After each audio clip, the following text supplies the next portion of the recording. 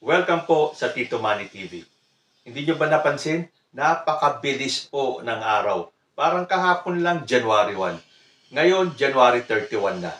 Mamaya lang Valentine's Day na. Ay nako. At napakarami pong nagiging kaganapan sa mundo ng politika. Ngayon po, isishare ko sa inyo yung isang video ginawa ko sa isang channel ko, yung Usapang Tito Manny, kung saan sumagot na si President Bongbong Marcos sa mga patutsada ni former President Rodrigo Duterte. Pero magkaganon man, kahit na sinisiraan na ng pamilya ni VP Sara si President Bongbong Marcos, nandun pa rin ang tiwala ni President Bongbong kay VP Sara. Panoorin po natin yung video to at kayo na po ang bahalang humusga. Let's all watch this. Okay, ito po ang sagot ng ating Presidenteng Bongbong Marcos sa sinabi sa kanya ni former President Rodrigo Duterte. About po doon sa statement ni President Duterte last night sa drugs, sa People's Initiative. And urging you to resign. Resign po.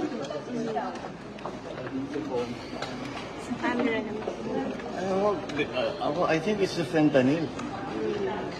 Fentanyl is the strongest painkiller that you can buy. It is highly addictive and it has a very serious side effects. And PRRD has been taking the drug for a very long time now. When was the last time he told us that he was taking fentanyl? Mga 5-6 years ago. Something like that. After 5-6 years, it has to affect him. Kaya, alagay ko, kaya nagkakaganyan. So, you know, I hope his doctors take better care of him. Hindi pinababayaan itong mga nagiging problema. But sir, can you categorically deny that you're involved in drugs para matapos ng okay na tayo? I don't even dignify the report. Minura ba ni President Bongbong Marcos si former President Duterte tulad ng ginawa ni former President na siniraan na siya, minura pa siya? Hindi. Siya po ay concerned pa at sinabihan ang mga doktor ni former President na kailangan alagaan nila si former President. So ang tanong ng iba, bakit hindi sinagot ni President Marcos kung oo o hindi doon sa tanong na gumagamit ba siya ng illegal drugs tulad ng akusasyon ni former President? Sagot po ng ating Presidente, I won't even dignify that question. Kasi nga naman, hindi ba naglabas na ang PIDEA ng kanilang statement at sinasabing wala sa listahan nila si President Bongbong Marcos. Pero, sabi ko nga sa inyo ang mga haters will continue to hate. Kahit na ano ang marinig nila or meron sila mabalitaan na pinasisinungalingan yung mga akusasyon, hindi sila maniniwala. May mga netizens nagsasabi, alangan naman daw sabihin ng PIDEA. Mag-isip-isip naman kayo. Yun ang sabi ng isang netizen. Yan ang hirap sa inyo. Ang paniniwalaan nyo lang ay yung gusto nyong marinig. Kapag iba doon sa inaakala nyong maririnig ninyo, hindi kayo maniniwala. Sala sa init, sala sa lamig kayo Kapag hindi nagsalita ang PIDEA, sasabihin nyo, hindi makapagsalita ang PIDEA. Ngayon naman nagsalita ang PIDEA, hindi nyo rin naman paniniwalaan. So, saan lulugar ang ating Presidente? Wala pong saysay ang makipag-argumento sa inyo dahil sarado ang mga isip ninyo. Dahil ang gusto nyo lang marinig at ang paniniwalaan ninyo ay yung gusto nyo lang marinig. Kapag hindi na umayon dun sa kagustuhan ninyo, kung ano-ano na ang sasabihin ninyo. So, what's the use of explaining kung sarado naman ang mga isip ninyo? Basta sinabi ng PIDEA na wala sa listahan nila ang pangalan ni President Bongbong Marcos. Never is and never was. Pero kung naiba-iba lang yan, na nakarinig ng mga ganong akusasyon galing kay former President Rodrigo Duterte, pinagbintaan ka na, minura-mura ka pa. Siguradong hindi lang yan ang resback na maririnig ni former President. Kasi dapat ang ginawa ni former President, nung sinabi niya yan na addict si President Bongbong Marcos, dala-dala niya yung kanyang narco list o yung sinasabing Duterte list. Hindi ba para naging mas kapani-paniwala kung sinabi mong ang pangalan ni President Bongbong Marcos ay nasa listahan ng PIDEA, dapat dinala mo yung resibo. Dala mo sana yung listahan. Di mas naniwala kami. Ngayon, nagsalita ang PIDEA na wala ang pangalan ni President Bongbong Marcos. Ayaw nyo namang maniwala. So what's the use? Di ba?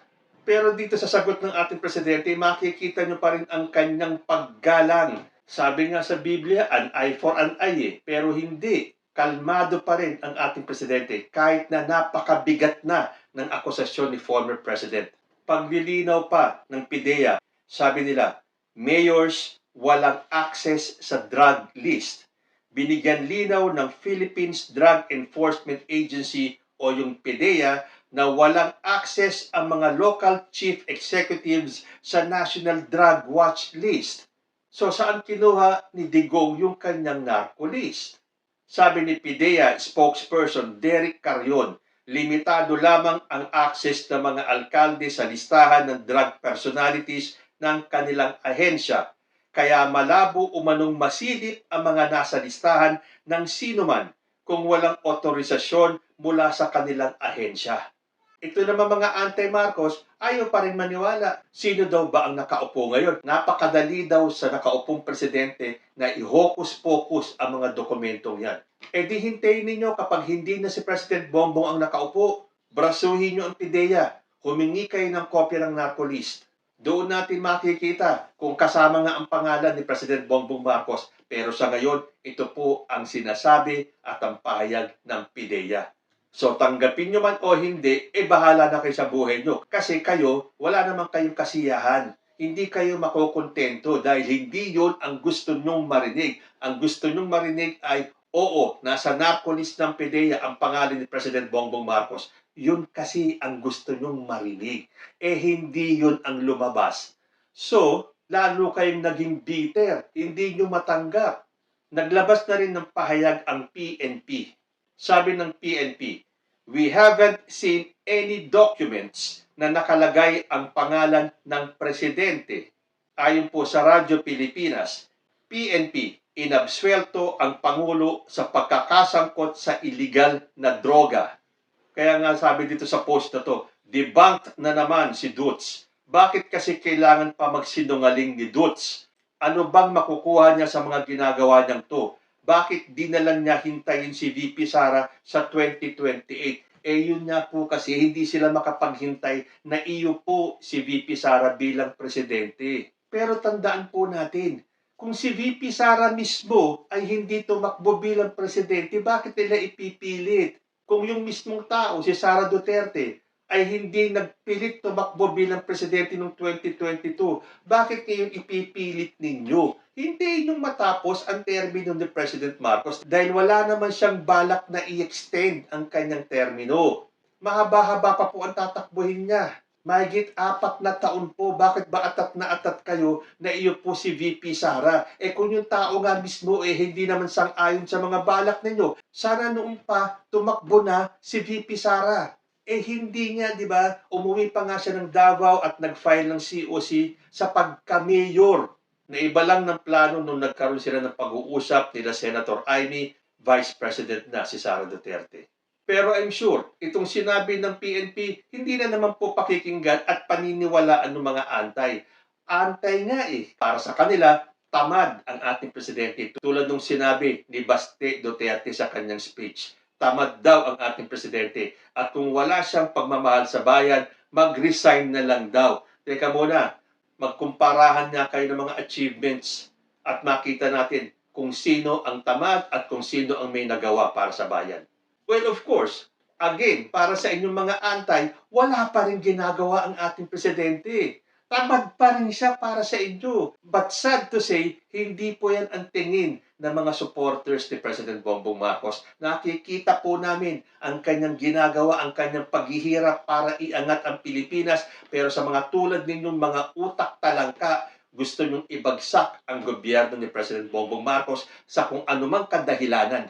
Nakita nyo, matapos yung lait-laitin, mura-murahin at akusahan si President Bongbong Marcos, umalis si President Bongbong Marcos para sa isang official visit sa Vietnam. Sino ang ginawa niyang caretaker? Si VP Sara pa rin. Nandun pa rin yung tiwala ng ating presidente kay Vice President. Pero alam nyo ba, na nung mga nagdaan mga administrasyon, hindi po ganyan ang kalakaran. Sabi po dito sa GMA News Online, several times in past administrations, the President's Executive Secretary is appointed caretaker instead of the Vice President. So nakita nyo, iginagalang pa rin ni President Bongbong Marcos yung opisina at yung posisyon ni VP Sara. Nung panahon ni ex-President Duterte, iginalang din siya ng mga Marcoses. Bakit ngayon, ganyan na lang ang ginagawa nila sa ating presidente? Sabi pa ni Digong, baka daw matulad si PBBM sa tatay niya at mapatalsik din. Nakita niya na harap-harapan, nasa audience niya si Senator Amy Marcos, ang anak ni Pangulong Ferdinand Edralin Marcos. Ano kaya ang naging pakiramdam ni Senator Amy nung narinig niya itong mga pahayag ni former President? Sasabihin niya na baka daw matulad si PBBM sa kanyang tatay na napatalsik din. Na kung paano napatalsik si Apo Lakay, ganun din daw ang mangyayari kay President Bongbong Marcos. Well, I beg to disagree. Hindi nyo na magagawa yan. Tandaan niyo, yung silent majority ng mga supporters ni President Bongbong Marcos ay hindi na lang basta tatahimik at magsasawalang kibo kung kayo ay may binabalak ng masama. Tapos na po ang pananahimik ng mga Marcos loyalist. Welta naman ng mga DDS, hindi naman daw mananalo si Bongbong Marcos kung wala si President Duterte. Again, I beg to disagree. Di ba hindi nga siya sinuportahan ni former President? Hindi pa sinabihan pa siyang weak leader? Hindi pa sinabihan pa siyang gumagamit ng cocaine? Tapos sasabihin nyo, kundi dahil kay Digong, hindi mananalo si Bongbong Marcos as President? Isa pa, wala daw utang na loob si President Bongbong Marcos. Dahil sino ba ang nagpalibing kay Apo Lakay? Yes, si former President Duterte. Pero marami ang nagsasabi, yun ay bilang ganti niya dahil aminado naman si former President.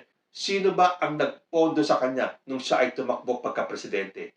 Si Senator Amy Marcos. Kaya nagtataka nga ako dun sa sinabi ni former President na matutulad daw si President Bongbong Marcos sa kanyang ama kung ipagpapatuloy daw yung tsa-tsa na yan. Ang tanong ko, bakit ngayon sa panahon ni President Bongbong Marcos ayaw na ni Digong ng tsa-tsa?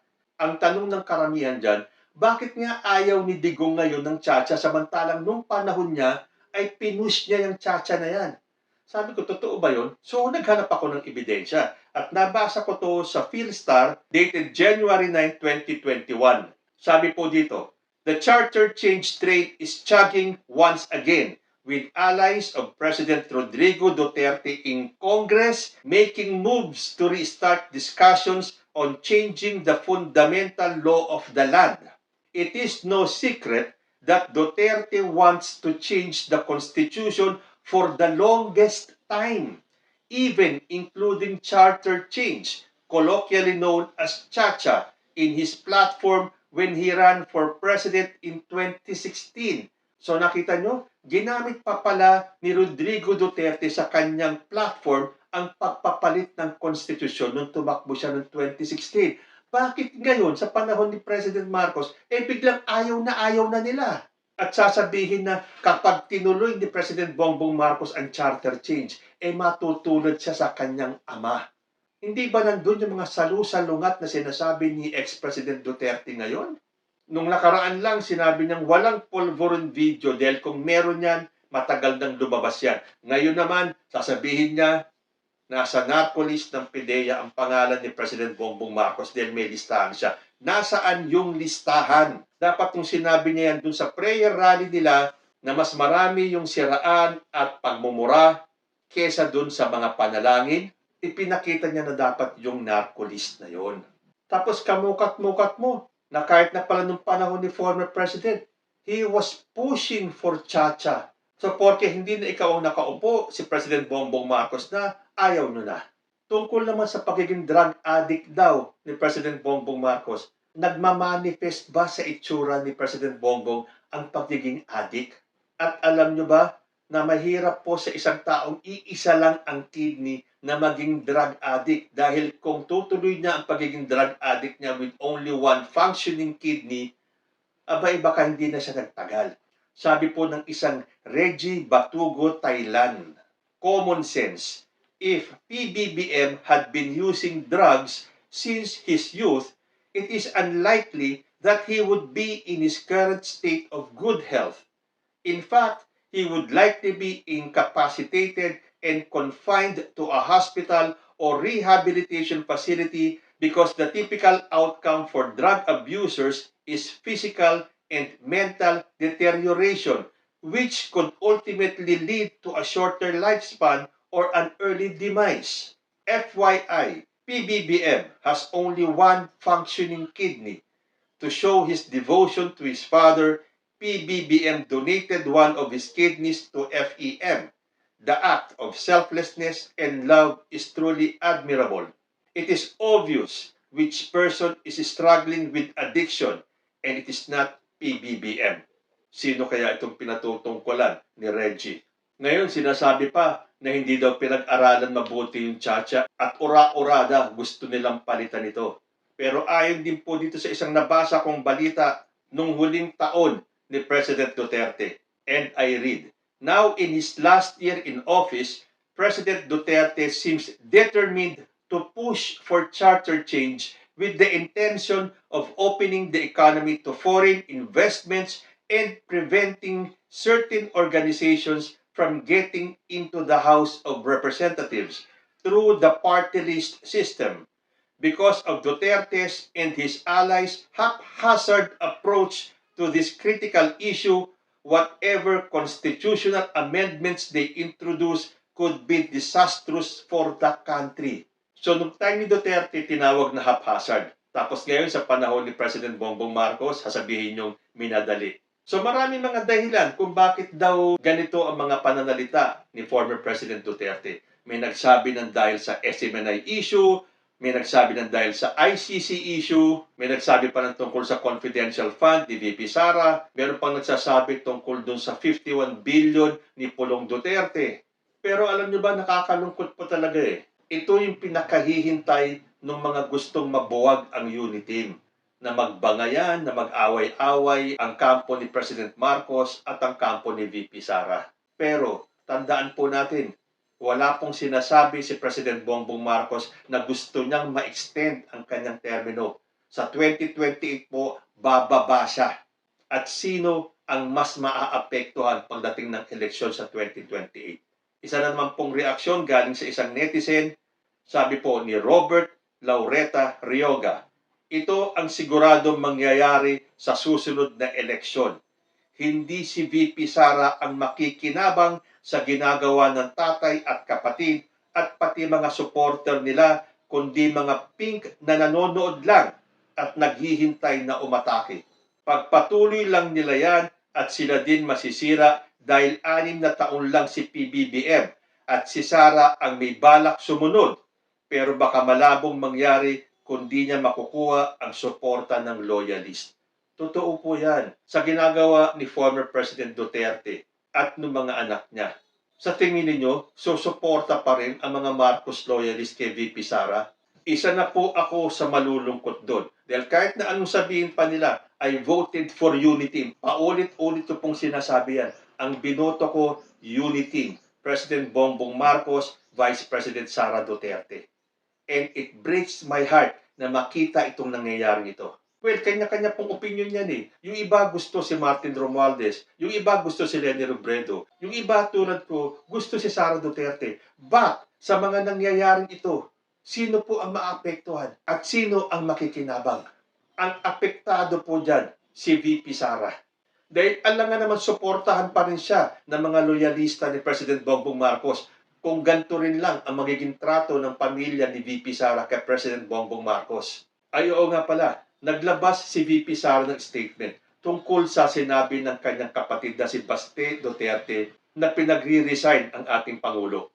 Sabi po ng ating Vice President, I have not spoken to my brother about his remarks on President Ferdinand Marcos Jr.'s resignation. I can only surmise that Mayor Sebastian Duterte is coming from a place of brotherly love, coupled by the common sentiment that I do not deserve the despicable treatment that I am receiving from some sectors within the circle of the President. Gayunpaman, naniniwala ako na ang boto ng taong bayan ay isang pagkakaloob ng tiwala na ako'y magtatrabaho at maninilbihan para lamang sa Pilipino. Kasama ng tiwalang ito, ang tiwalang kakayanin ko ang anumang atake black propaganda, paninirang puri at iba pang mga hamon na ibabato sa aking pagkatao. Hindi man madali, patuloy akong kumukuha ng lakas at inspirasyon sa tiwalang ibinibigay sa akin ng ating mga kababayan. I take heart from the confidence of the people in my ability to work and thrive in a pandemonium. Sa kabila ng lahat, hindi ako kailanman panghihinaan ng loob. I will stay true to my work at the Department of Education unless the President says otherwise. Uunahin ko ang Pilipinas. Shukran, Sara Z. Duterte, Vice President of the Philippines and Secretary of the Department of Education. Isa lang po ang kumuha ng aking atensyon dito. Nung sinabi niya that I do not deserve the despicable treatment that I am receiving from some sectors within the circle of the President. Eh, di ba pareho lang naman kayo ng Presidente Bongbong Marcos? Tulad ng sinabi ni VP Sara, our President Bongbong Marcos does not deserve the despicable treatment that he is receiving from some sectors within the circle of the Vice President. O hindi ba, yung mga nakapaligid din kay VP Sara, hindi ba walang habas ang paninira kay President Bongbong Marcos na gusto talagang pababain, gagawin nila lahat ng paraan para matanggal sa pwesto si President Bongbong Marcos at ipalit si VP Sara. Kung marami man ang umaayaw kay VP Sara para sa susunod na eleksyon, hindi rin po kasalanan ni President Bongbong Marcos yan. Tulad ng hindi rin naman kasalanan ni Vice President Sara Duterte kung may mga tao sa paligid niya na naninira kay President Bongbong Marcos. Sabi sa inyo, nakakalungkot yung magandang sinimulan ng unity team ay unti-unti nang winawasak ng mga taong nakapaligid sa kanila. Ipagdasal po natin sila. Malayo pa po ang 2028, but for sure, hanggang dun lang po ang termino ng ating Presidenteng Bongbong Marcos. At ang most probable na pumalit sa kanya ay si VP Sara. Pero sa mga nangyayari po ngayon, siya po talaga ang unang-unang apektado. So ayan, para sa inyo, sino po ang dapat nating paniwalaan? Si former President Rodrigo Duterte na paiba-iba ng mga sinasabi o ang ating Pangulong Bongbong Marcos? Pero alam nyo, ang panalangin ko, magkaayos po sana ang lahat. Alang-alang po para sa ating bansa. Hanggang dito na lang po muna tayo. Hanggang sa susunod na mga issues. Maraming salamat po.